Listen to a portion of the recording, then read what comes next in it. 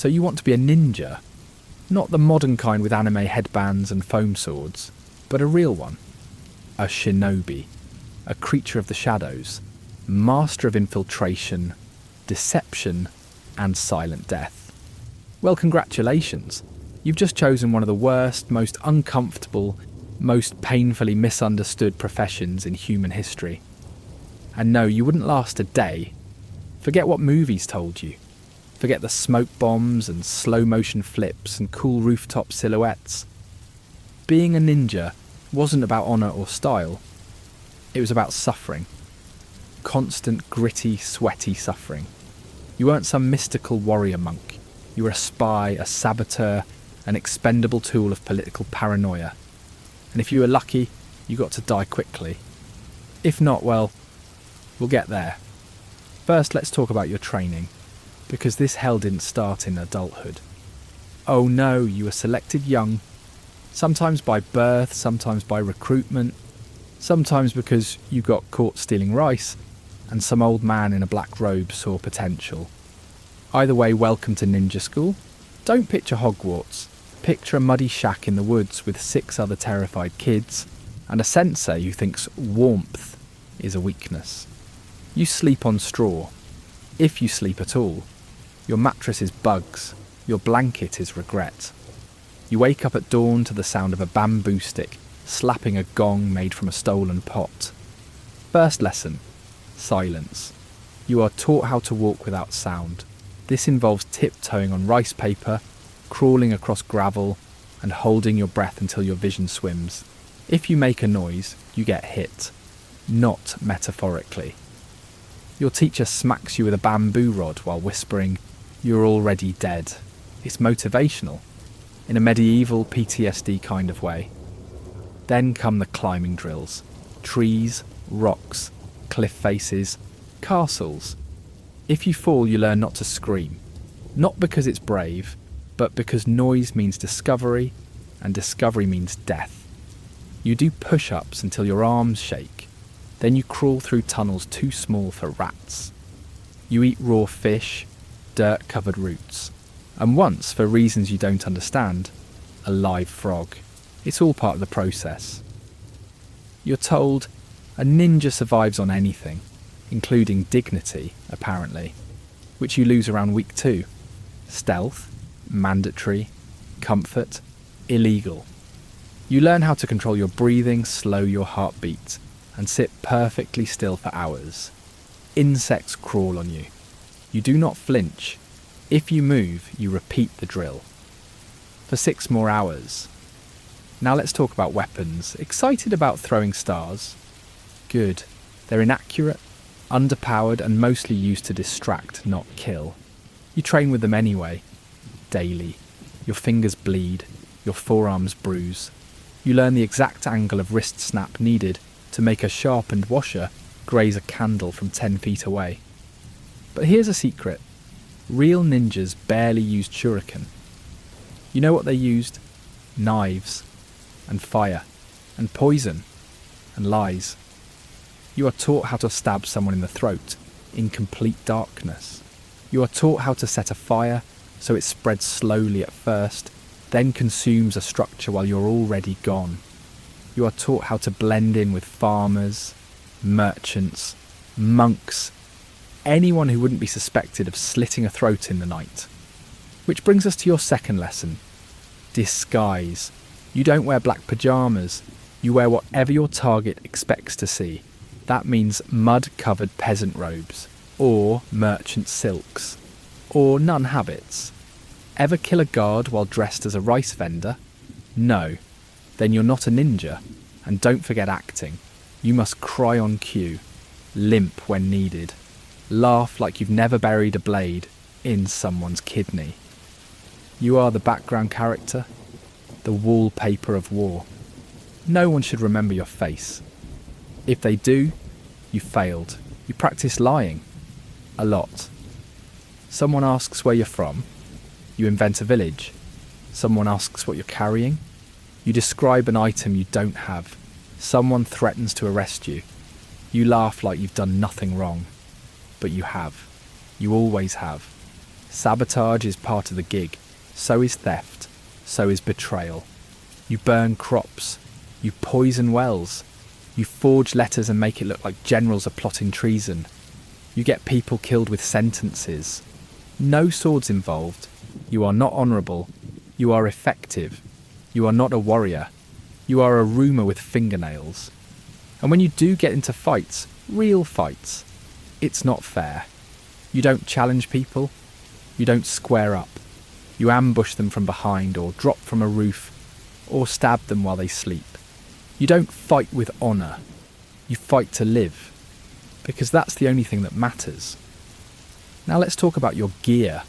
Think high-tech tools, fancy rope darts, hidden compartments. Try sandals made of straw that rot after a week, a mask that does nothing against smoke, a grappling hook that slips if it's raining. And you carry it all while running across uneven ground with a target painted on your soul. Your bag has dried food, a water flask, a knife, a powder that blinds people when thrown, and maybe, a folded letter with your actual mission. If you're lucky, it's encrypted. If you're not, it's written in brushstrokes so obvious that if you're captured, you'll be tortured for 30 hours and then hanged. Torture? Yes, you train for that too. They test your pain threshold with hot coals and needles. You are told to remain silent even when your fingernails are pulled off. You learn to slow your breath to fake death. You learn to bite through your own tongue if necessary. Some missions end with you drinking poison just to avoid capture. It's not glamorous. It's not noble. It's not cinematic. It's survival. At best. At worst, it's suicide. And here's the cruelest part. No one will ever thank you. Your own lord won't acknowledge you. The clan you work for might not even claim your body. If you die on a mission, you're forgotten. No funeral, no shrine, no poem, just dirt and silence. And if you live, congratulations, you get to do it again next week. Missions vary. Sometimes you deliver a message that sparks a war. Sometimes you burn an armory. Sometimes you sneak into an enemy camp to overhear troop movements. Sometimes you're just told, go there. Don't get seen. Don't die. That's it. No details, no backup, no exit strategy. You rely on instinct, luck, and the hope that the enemy is more tired than you. Spoiler, they usually aren't. The nights are cold, your joints ache, your boots are wet, you haven't eaten anything real in 3 days. You sleep in caves, under houses, sometimes in coffins just to avoid detection. Once you hid in a sewage ditch for 12 hours while soldiers marched above you. You didn't blink, you didn't breathe, you just hoped they didn't smell the fear. They didn't. But the rats did. Then comes the return. If you return. If you crawl back into the village with broken ribs and your blade missing and a gash on your thigh that won't stop bleeding. You collapse at the edge of the rice field. Someone carries you in. Maybe. Or maybe they pretend they don't see you. You're bandaged in silence, fed in silence, asked no questions, because no one wants to know what you saw, what you did, what you became. You heal, slowly, badly. Your scars are maps of places no one should visit. And then, once your limp fades and your fingers stop trembling, the scroll comes. Another mission, another name, another place to become a ghost. You say nothing. You pack your gear. You leave before dawn. Because that's what you do. That's what you are. And if this all sounds miserable, it's because it was. Ninjas didn't live long. They didn't die well. And they were rarely remembered. They existed in the cracks of history, the footnotes of empires. If they did their job right, no one ever knew they were there. If they failed, everyone knew. For a few minutes, until the screaming stopped. So no, you wouldn't last a day. You'd trip on your own robe. You'd speak when you should have listened. You'd choke on the silence. You'd crack under the weight of disappearing. Because being a ninja wasn't about being strong. It was about being nothing. And that's something most people can't handle. Let's talk about your feet. Specifically the fact that they're blistered, swollen, and smell like regret. Ninja life is a walking life, a running life, a creeping, crouching, leaping, climbing life. You are your own vehicle. There are no horses, no carts. Just you and your rice-stuffed sandals, disintegrating mile by mile while you shuffle through rice paddies and crawl over temple roofs in the dark. You move at night, always at night. The sun is your enemy. The moon is tolerable if it's small. Clouds are your best friends. You pray for fog. Rain is fine. Lightning is a risk. Snow? Snow makes everything worse. It sticks to your robe, reflects light, crunches underfoot. Snow tells everyone where you've been. It becomes your biography. And the first person to read it usually wants to kill you. Your toes go numb. You lose feeling in your ankles. You walk through streams, because that hides your trail, but it also gives you trench foot. The irony of moving silently is that it's extremely loud to your body. Your knees creak, your back pops, your calves scream, but you stay quiet, always quiet. If you break a twig, you wince. If you kick a rock, you freeze for 10 minutes, just in case someone heard it from across the valley.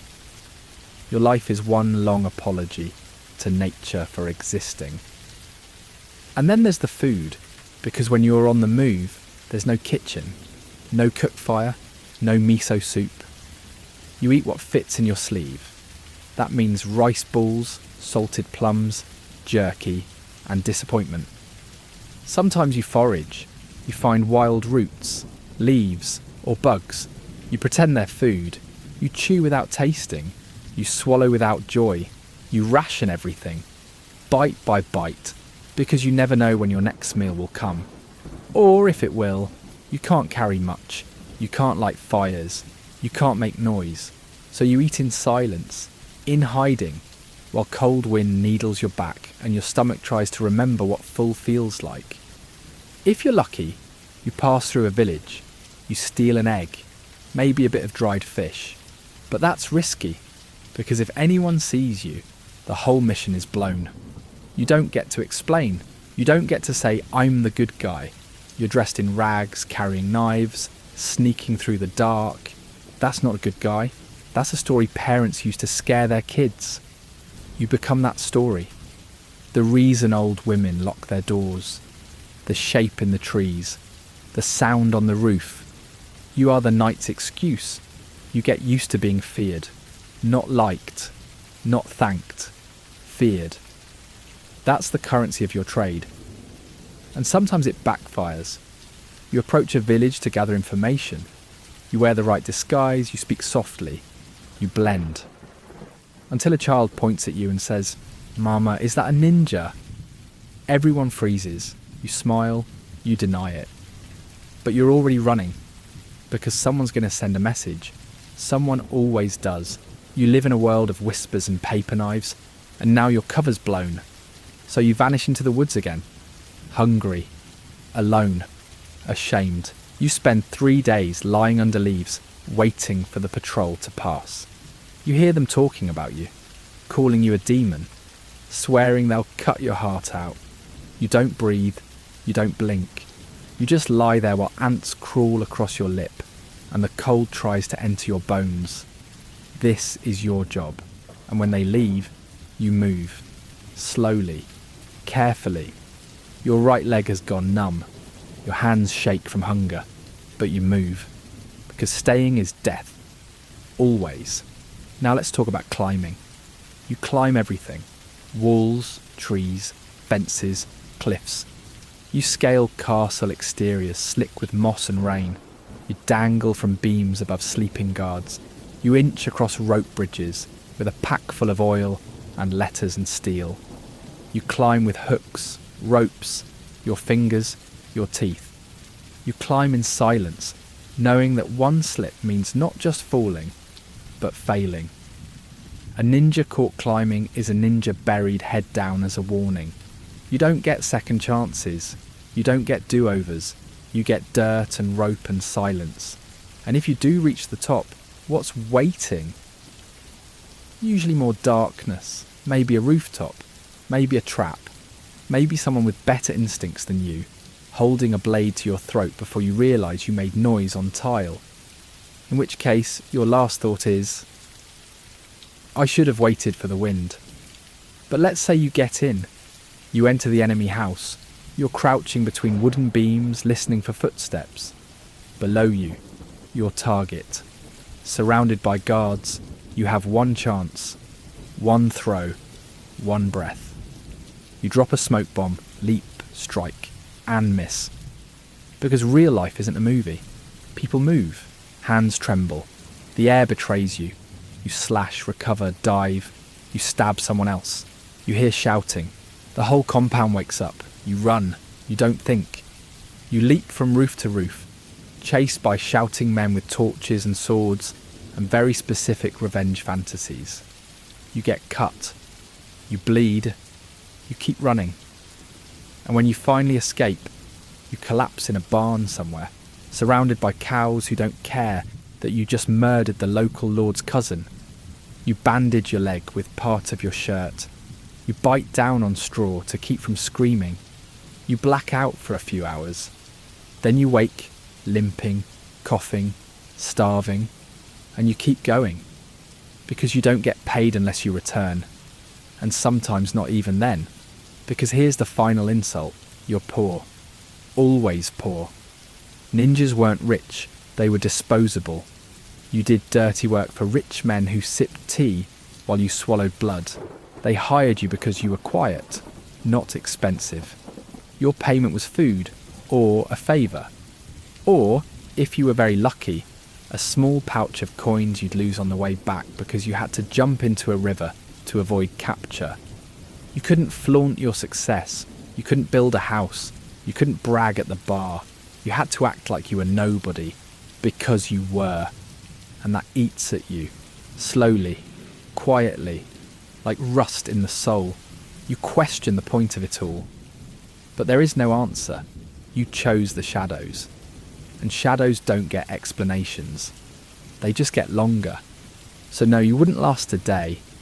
Not with the hunger, the pain, the silence, the fear.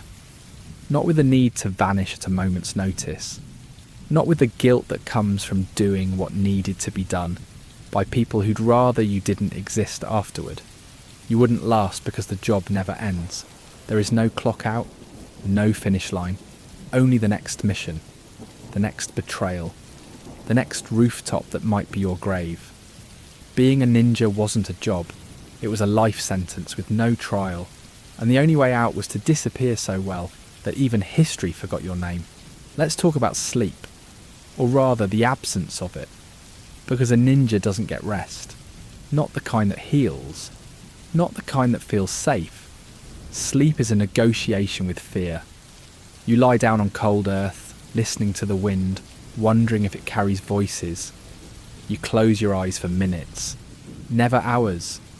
You train yourself to wake at the snap of a twig. You sleep sitting up, curled in corners, half buried in foliage, one hand on your knife. And even when it's quiet, your mind replays everything. The footsteps, the mistake, the face of the man you killed whose name you never knew. You doze off remembering the taste of blood in your mouth and wake up gasping because a beetle crawled down your collar. And even back at your safe house, if you have one, there's no peace. There's only the quiet dread of the next assignment. You try to rest, but your dreams are ambushes. You see shadows moving. You hear a scream that never happened. You remember the girl you were supposed to leave alive, but didn't. You remember her eyes. She didn't scream. That was worse. And even if you sleep deeply by some miracle, you wake up stiff, shivering, with half your face pressed against cold stone, and a bruise forming under your ribs from the way your knife dug in while you slept. You don't dream of freedom. You dream of getting through one more night without being found. That's it. Just another morning. Just another breath. Then there's the paranoia. It starts early in your training. You are taught to expect betrayal. From enemies, of course, but also from friends. From allies. From your own clan. Because politics is messy. And you are a pawn in silk. Sometimes your own employer sends someone to kill you just to ensure you won't be captured. Insurance by assassination. So you learn to never sit with your back to a door. Never eat all the food you're given. Never sleep near anyone who knows your real name. You test your tea for poison. You smell your blankets for strange powders. You wait an extra 2 seconds before entering any room, just in case. You check the ceiling. You check the floor. You check your own mind. Because paranoia becomes a habit. And if you forget that habit, you die. You walk into a town you've never seen before. You buy a bowl of soup from a stand. The vendor smiles. You smile back. You take one sip, then throw the bowl in the ditch. Too hot, too salty, too friendly. Something's wrong. You vanish before anyone can follow. You don't explain. You never explain. Because explanations are luxury. You follow instincts instead, even when they don't make sense. Especially when they don't make sense. It keeps you alive. Usually. And then there's the guilt. Nobody talks about it. Nobody trains for it. But it's there. At first you feel nothing. You do the job. You leave the message. You slit the throat. You burn the granary. You steal the child from her bed while she sleeps and deliver her to someone else's version of safety. You are told, this is for the greater good. You believe it. Until you don't. Until you see the aftermath. A village crying for their burned rice. A woman searching the woods for her missing husband. A child screaming for a sister who will never come back. And you did that. You. In the name of peace. In the name of clan. In the name of honour. But your hands are still red, and no one thanks you. Not even your leaders. They nod once, they say, "It is done." And that's it. You go wash up, eat half a rice ball, curl up in a shed behind an inn, and try not to think about the sound the old man made when you kicked the ladder out from under him. He had a kind face. He didn't scream either. And that's what stays with you. The quiet ones. The ones who don't fight. The ones who look at you and know exactly what's coming and say nothing. And you kill them anyway. Because it's your job. Because someone wrote it on a scroll. Because you were told they were dangerous, or dishonourable, or inconvenient. So you do it. And then you live with it. Until you don't. Some don't make it past that part. They vanish. Not because they failed a mission, but because they failed themselves. One day they go out for reconnaissance and never come back. No body, no trail. Just silence. And no one asks, because that's the ninja code. Don't ask, don't tell, don't feel. Just complete the objective. The job is the only truth. And the truth is sharp. Sometimes you want to leave. You imagine a life where no one expects you to kill. A life with real food, a house, a name. But you know better. You were trained too well. You've burned too many bridges, killed too many people. You are a blade with no sheath. And even if you did leave, where would you go? The farmers fear you. The samurai despise you. The merchants avoid you. You don't belong anywhere, not even in your own skin. You sit by a stream and watch the water move. You wonder if it ever forgets the blood it carried. Probably not. Neither do you. One night you're sent to follow a caravan. A simple trail job. No killing. Just watch and report. You follow. Silent, invisible. You watch them set camp. You crouch in a tree. Hours pass. Then you hear a laugh. Familiar. Too familiar. You look closer. One of the men in the caravan. He trained with you. Same sensei. Same drills. He vanished 2 years ago. Everyone assumed he was dead.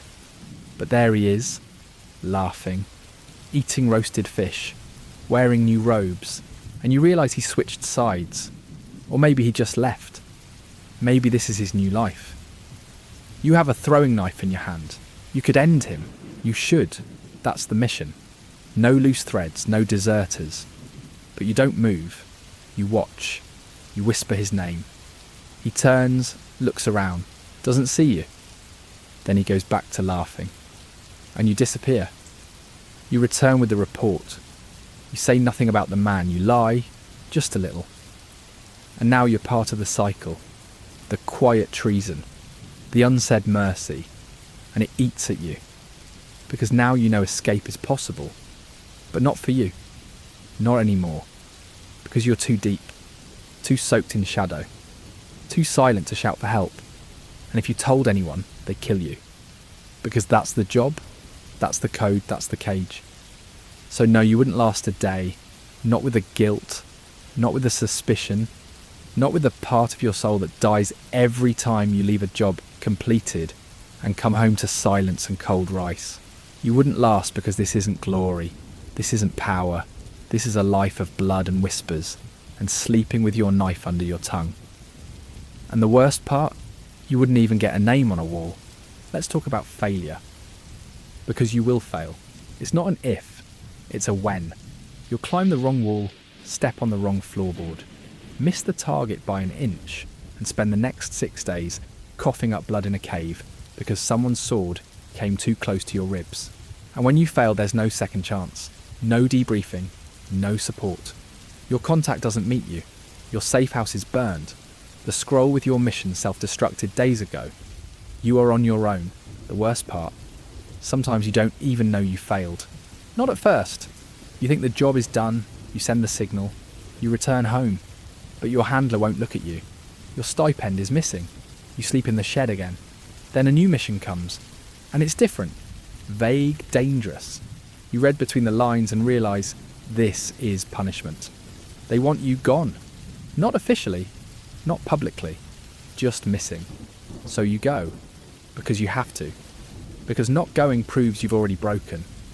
So you walk into the trap they wrote for you, hoping you're smart enough to walk out again. Sometimes you are, sometimes you're not.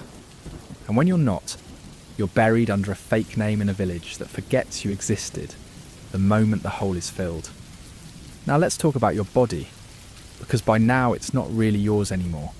It belongs to the job, to the clan, to the years of abuse you called training. Your knees ache, your fingers twitch. Your scars have scars. You don't move like a person. You move like a tool, efficient, quiet, worn. You've broken your ankle twice, dislocated your shoulder 4 times.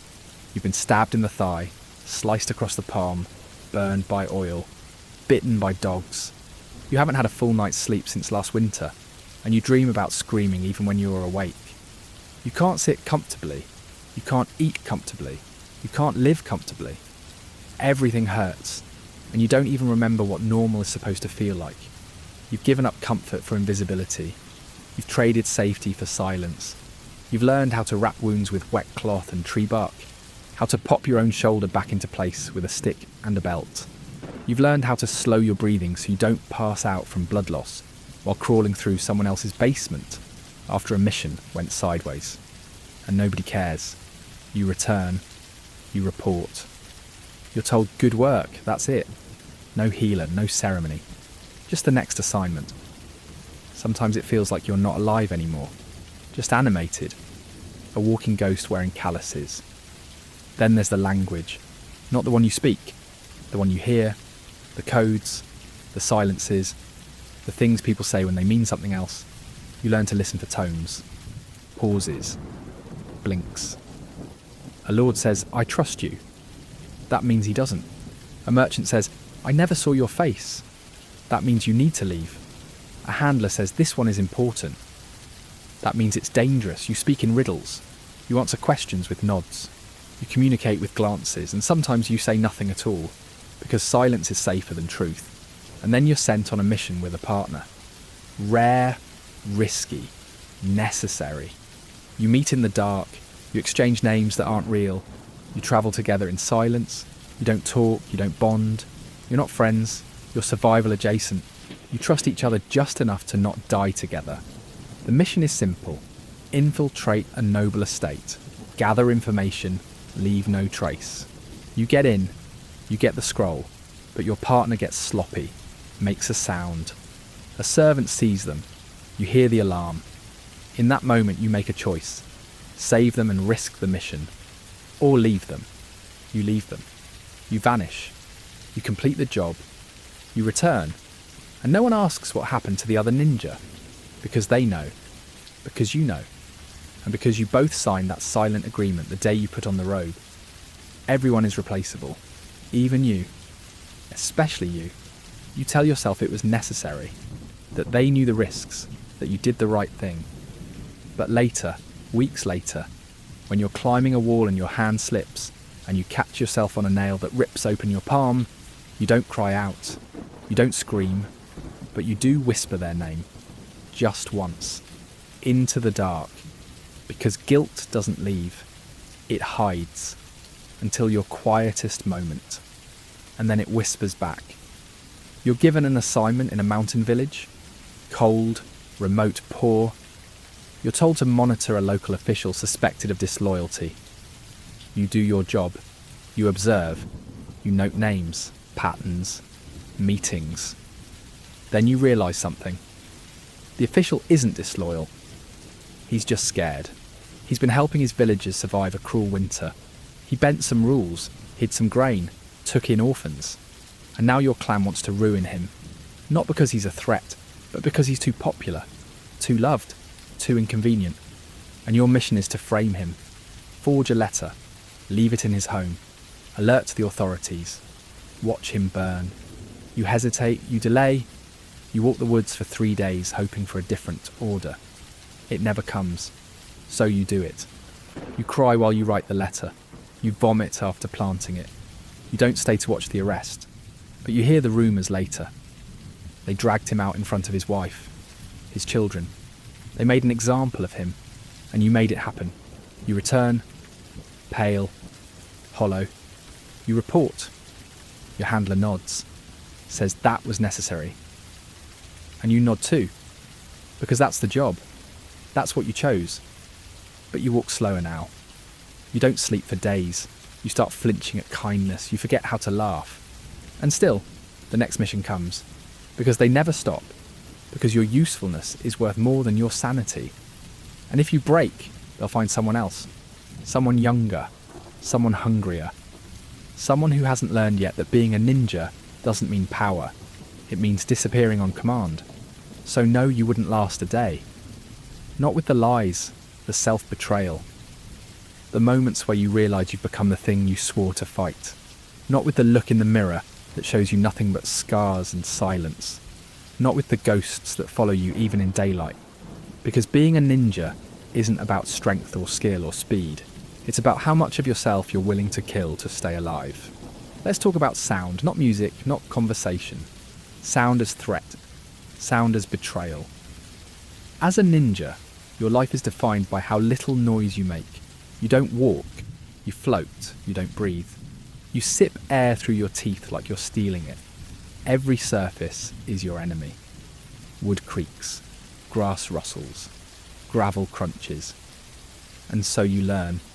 You memorise which floorboards moan, which tiles shift, which leaves betray footsteps. You watch cats move. You practice for hours to match their silence. You train your joints to soften. You learn how to fall without a sound. You tie your gear with cloth. You wrap metal in straw. You learn to speak with gestures, whistles, threads. The world is a drum and you are a ghost trying not to play it. And the silence doesn't end with movement. It reaches inside. You learn to silence your thoughts, your panic, your fear. You teach your heartbeat to slow. You teach your eyes to stay open without blinking too often. You teach your sweat to wait. Because noise isn't just what others hear. It's what you feel. It's the voice in your head that wants to scream when you hear footsteps outside your hiding place. It's the terror that builds when you know they're inches away and all it would take is one sneeze to end you. So you bury that voice, you crush it. And in its place grows a different sound. The hum of hyper-focus. The tension of life suspended between moments. You live in that place. You have to, because being heard means being found, and being found means being killed, or worse, captured, tortured, used. No ninja fears death more than dishonour, because death is quiet. But shame echoes, and in your world, echoes are lethal. You're on a mission. You're in the ceiling of a castle.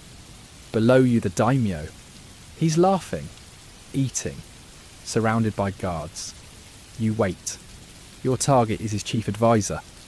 Corrupt, dangerous, your blade is ready. Your hand sweats, then you feel it. A cramp. In your calf. You've been crouching too long.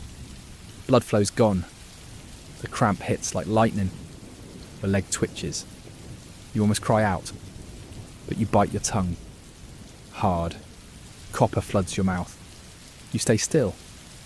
The pain burns, you don't move. Because one creak of that ceiling beam will mean 50 arrows and a blade through the floorboards.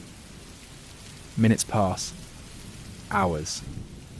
Eventually the advisor stands. You follow his shadow through the compound. You wait. You strike. And limp away in silence. Because pain is temporary. Noise is permanent.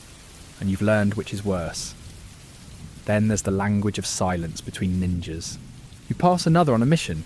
You do not speak. You do not smile. You exchange glances. That's enough. A nod means safe. A blink means trouble. A pause means this might be the end. You continue on. You might never see them again. You probably won't. But in that moment, you are understood. Completely. Without words. Because silence is the only thing you trust. Now let's talk about your family. If you have one. If you remember them.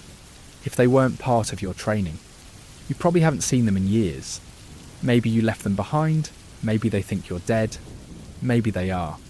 You don't ask. You don't send letters. You don't get visitors. You are a shadow. And shadows don't write home. If you were born into a ninja family, it's worse. Because your parents trained you. Your siblings trained you. And they expected excellence. Always. You didn't get affection. You got drills. You didn't get lullabies. You got blade technique. And the one time you cried, your mother handed you a rice cracker and said, "You're still breathing, that's enough." You understood. You pass another on a mission. You do not speak. You do not smile. You exchange glances. That's enough. A nod means safe. A blink means trouble. A pause means this might be the end. You continue on. You might never see them again. You probably won't. But in that moment you are understood. Completely. Without words, because silence is the only thing you trust. Now let's talk about your family. If you have one. If you remember them. If they weren't part of your training. You probably haven't seen them in years. Maybe you left them behind. Maybe they think you're dead. Maybe they are. You don't ask. You don't send letters. You don't get visitors. You are a shadow. And shadows don't write home. If you were born into a ninja family, it's worse. Because your parents trained you. Your siblings trained you. And they expected excellence. Always. You didn't get affection. You got drills. You didn't get lullabies. You got blade technique. And the one time you cried, your mother handed you a rice cracker and said, "You're still breathing. That's enough." You understood. And the next time you felt like crying, you didn't. You learned to swallow pain the way other children swallowed soup. And you don't blame them. They were teaching you how to live. In their way. You remember your father's hands, calloused, precise. You remember him showing you how to mix ink with poison. How to spot guards by the way shadows stretch. How to sit absolutely still and let spiders crawl over your knuckles without reacting. He was proud of you. Once. You think. He's gone now. Probably. You're not sure. You stopped asking years ago. It's safer that way. Love is a luxury for people who expect to grow old. You don't. You expect to vanish. One night you visit your old village. Disguised. Hidden. Just to look. You see a girl carrying water. She reminds you of your sister. You want to step forward, say hello, tell her you're alive, but you don't. Because you're not. Not really. You are what the job made you, and you can't bring that home. You walk away and never look back. Now let's talk about your mind, what's left of it. You're not insane, but you're not whole either. You live in a constant state of readiness. Every door is a threat. Every stranger is an informant. You sleep light. You trust no one. You flinch at kindness. You expect betrayal. You wake up at night not remembering where you are. You forget your real name sometimes. You use so many aliases that even your dreams get confused. You answer questions with lies before you realise they were harmless. You instinctively reach for your knife when someone taps your shoulder. You avoid mirrors. Not because you're hiding, but because the face looking back doesn't feel like yours. You develop tics, habits, rituals, counting steps, whispering codes to yourself, tapping your fingers in patterns, anything to keep your mind anchored. Because without it, you might drift into madness, into memory, into that space between screams where all the things you've done live and wait for you to get weak. You stay strong. You have to. But strength looks different now. It's not lifting weights or winning duels. It's staying intact. It's not weeping when you hear a song your mother used to hum. It's not collapsing when you pass a shrine to someone you killed. It's breathing through the pain, moving forward, being functional when nothing feels real. That's strength. And it's exhausting. So no, you wouldn't last a day. Not with the silence, not with the loneliness, not with the aching need to scream into a world that only responds with more assignments, not with the knowledge that your value is directly tied to your invisibility. And one day, when you're too slow or too loud or too tired, you'll be replaced, quietly, efficiently, and no one will speak your name again. Let's talk about betrayal, not the kind where enemies trick you. That's expected. No, the worst betrayal comes from inside your own ranks, from the people you eat beside, sleep beside, bleed beside. Because the truth is, loyalty in the ninja world is thin. Everyone is expendable. Everyone is watching everyone. Your handler smiles at you, says you did well, and then sends you on a mission designed to test whether you've been compromised. You pass. Barely. But the message is clear. Trust is conditional. Respect is rented. One mistake and you're not an asset anymore. You're a risk and risks are removed. You've seen it happen. A fellow shinobi doesn't return from a job. You ask what happened. You're told nothing. But later, in a quiet moment, you find their sandals left outside the training hall. You find their scarf nailed to a post with a kunai. No explanation. Just a warning. You understand. Silence is safer. You keep your questions to yourself.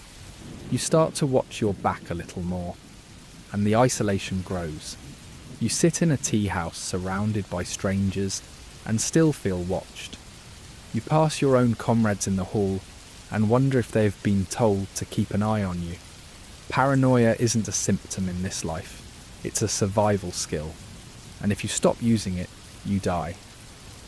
Let's talk about missions again, the kind you can't forget. You're sent to infiltrate a monastery. The monks are believed to be harbouring a fugitive lord. You pose as a pilgrim. You sleep on their floors. You eat their food. You bow when they pray. Days pass. You search, you listen. And then you find him. He's sick. Dying. No threat to anyone. The monks are just trying to give him peace. Your instructions are clear. Eliminate. No exceptions. No witnesses. You wait until night. You enter his room. He looks at you. He knows. He doesn't fight. He just says, "Please don't hurt them." You nod. You do it cleanly. You leave before sunrise. That should be the end. But it isn't. The monks are blamed. The temple is raided a week later. Burned. All of them killed. You hear the story on your next job, and you feel it in your stomach. That cold weight. The part of you that remembers their kindness, their food, their prayers, and what you did in return. You tell yourself it wasn't your fault, you were just following orders, but the voice in your head says otherwise. It whispers, you lit the match, and you carry that voice everywhere, on every job, through every storm. It never goes away. It becomes part of you. Now let's talk about storms. Rain is both friend and enemy. It hides your footsteps, masks your scent, drowns the sound of your movement. But it also turns rooftops to ice, mud into traps. It blinds you, weakens your grip. So you train in it, always. You run rooftops during thunderstorms. You spar in mud. You practice drawing your blade in knee-deep water. You learn to make fire in the wind, to sleep standing up against a tree trunk during a typhoon. Because the weather doesn't care if you're ready, and your enemies won't pause because you're wet and miserable. The mission comes no matter what the sky is doing. So, you adapt. You fight with slush in your boots and a soaked hood that drips in your eyes. You wipe blood from your blade with a sleeve already heavy with rain. And you move forward. Always forward. Because stopping is worse. Stopping means thinking, and thinking means remembering. So you move, through the rain, through the ache, through the weight of what you've become. Let's talk about age. If you live long enough, it finds you. But it doesn't treat you kindly. It arrives early. Your bones ache in your 30s. Your reflexes dull. You climb slower, land harder. The jobs don't get easier. You just get more careful, more bitter. The rookies look at you with awe. They call you veteran. They think you're strong. You know better. You're just lucky. Or cursed. You start to forget how old you are. You stop counting birthdays. You stop marking anniversaries. The only calendar you follow is the one that tells you how long it's been since your last wound closed. You dream of peace, but you know better. There's no peace for shadows, only fading. One night you get careless, a misstep, a blade catches your shoulder. You escape. Barely. You patch yourself up. You tell no one. But the wound doesn't heal right, it stiffens. Infections come. You sweat through your bedding. You see hallucinations. You think about writing a letter to someone. You don't know who, so you don't. You burn the parchment. You lie still, and eventually the fever breaks. But you never quite recover. Your grip is weaker. Your left arm doesn't raise fully. You adapt. You always adapt. But the cracks are showing, and they never fade. Let's talk about failure again. But not yours. Someone else's. A junior ninja. Eager, skilled, trusted. They mess up. A noisy landing. A visible movement. They're captured. You hear about it. You know the rules.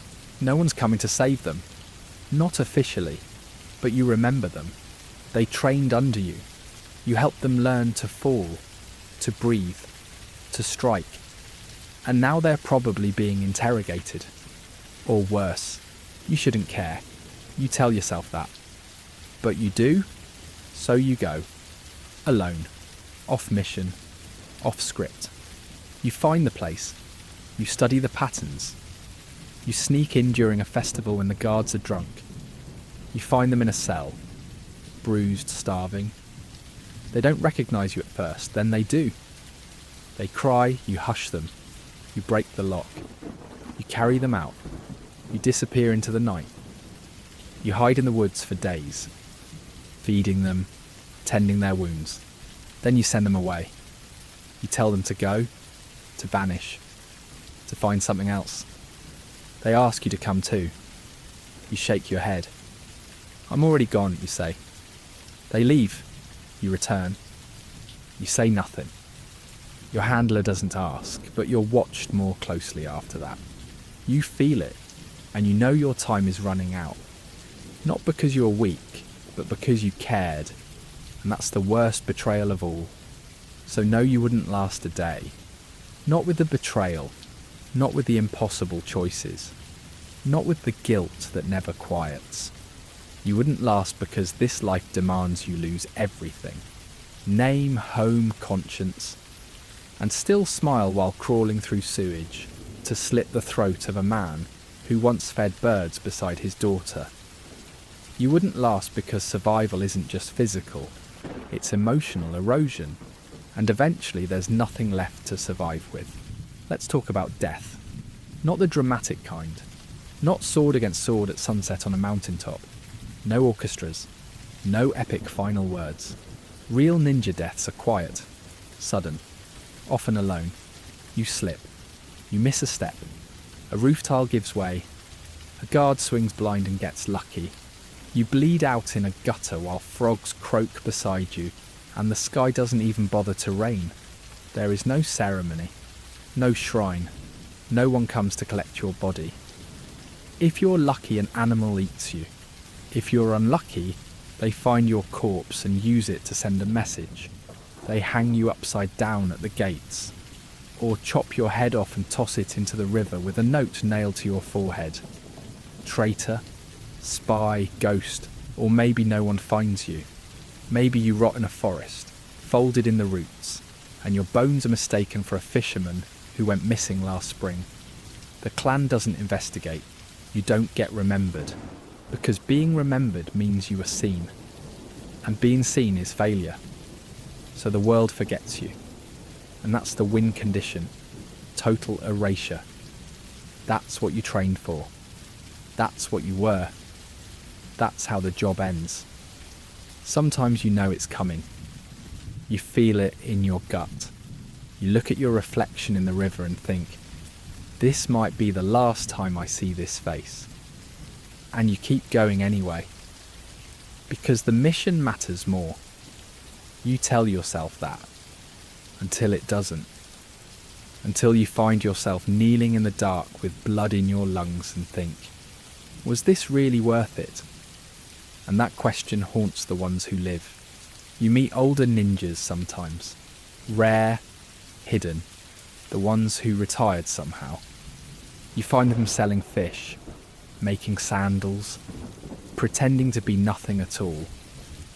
You talk for a moment, carefully. They look at you and see what they used to be. You look at them and wonder if peace is possible. They never say much, but their eyes are tired in a way you understand, a way that no bath or sleep or bowl of soup can fix. You wonder how they got out, what they had to give up, who they had to bury. You never ask, because the answer would hurt too much. One of them gives you advice. He says, learn to forget. You nod, but you know you can't, because forgetting would mean letting go. And you've held on to the mission for so long, it's become the only part of you that still feels real. Let's talk about the mission again. The final one. They don't tell you it's final. They just give you the scroll. Simple target. Low risk. In and out. But you know, you've read the signs. You've felt the shift in tone. You were supposed to disappear months ago, but you didn't. You kept surviving, kept thinking, kept feeling. That makes you dangerous, so now they want you gone, but cleanly. No mess, no scandal, just a mission that goes wrong. You accept it anyway. Because what else can you do? You prepare, you pack your tools, you write a note that no one will read. You visit the temple one last time. You don't pray, you just listen. You leave before dawn, you move through the woods like smoke. You find the village, you find the target. You enter the house, and you freeze. It's a child you weren't told. You pause, you hesitate. Long enough. The guard hears you. The alarm is raised. You flee. You're injured. You lose blood. You stagger into the forest. You lie beneath the tree, pressing your hand to your wound. It's deep. You know it's over. You laugh. It's dry, bitter. You think about that child's face. You think about every face, every mistake, every lie. Every time you told yourself it was for something greater. You think about the one person you spared. the one who got away, maybe they're still out there. Maybe they're free. Maybe that's your legacy, not the death's. But that one small act of mercy. You close your eyes, you breathe shallow. You whisper a name, not your own, and then you stop. And the forest swallows you, and the clan forgets you, and the world turns. Let's talk about what's left. Nothing. That's the truth. No monuments, no scrolls, no poetry. Maybe a myth. Maybe a story about a shadow that struck from nowhere. Maybe someone lights a candle without knowing why. But your name is gone. Your face is dust. Your legacy is silence. And that's how it's supposed to be. That's what you were trained for. Not glory, not thanks. Just the work. Just the silence. Just the vanishing. So, no, you wouldn't last a day. Because you think pain ends. It doesn't. Because you think you can fake being invisible. You can't. Because you think you want this life. You don't. You want the idea of it. The story. The image. But the real thing is raw. Rotting. Lonely. And no one walks away clean. You wouldn't last a day because it was never designed for you to survive. Only to serve. Only to disappear. Let's talk about the aftermath. You're gone now. Not officially.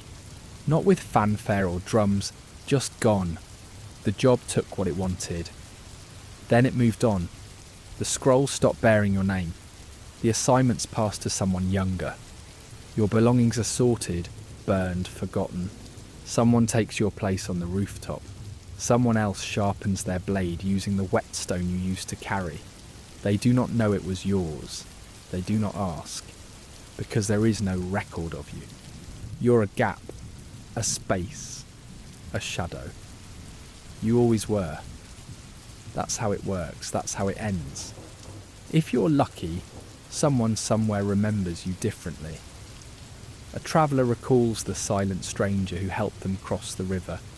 A child grows up remembering a voice in the dark telling them to run. A man wakes from a nightmare with a fading memory of someone he should have thanked. But those stories blur, time eats details, and eventually you become legend, or rumour, or nothing at all. Some whisper you were a demon. Others say you never existed. But you did. In silence. In pain. In 1,000 steps across rooftops no one ever noticed. Let's talk about what you missed. The spring after you died, your old mountain path bloomed with wildflowers. No one saw it. No one walked it. But the wind carried the petals anyway. The child you spared grew up. They changed their name, moved far away, started a life free of the shadow world. But every so often they leave a small paper crane near a stream. They don't know why, they just do. And something in them feels safe when they do it. Somewhere, a monk tells a parable about a man who walked without sound and carried the weight of the world in his silence. The monk doesn't know it's about you. He just repeats the story. Because it brings peace. Because it makes people listen. Let's talk about the life you might have had. If you'd said no. If you'd run. If you'd disappeared early. A home. A name. A garden. A neighbour who waves. A night where you sleep through until morning and wake with nothing to regret. A face in the mirror that you recognise. But you didn't choose that path. Or maybe you couldn't. Maybe it was chosen for you. That's the truth of the ninja. Choice is a myth. Survival is the only law. You lived how you were trained to live. You died how you were expected to die. And the world barely flinched. But you mattered. Quietly. Deeply. In ways no one will ever write about. Because your value was never in being seen. It was in the things that didn't happen because you stopped them. The wars that didn't start. The names that didn't get added to tombstones. The children who kept their fathers. Because you moved. Because you acted. Because you were there and gone again. You were the silence before the storm. And the stillness after the blade. You were the reason the light returned. You just never got to see it. That's the final truth. The job always ends before the peace arrives. And peace always pretends you weren't needed. But you were. You always were. Let's talk about why you wouldn't last a day.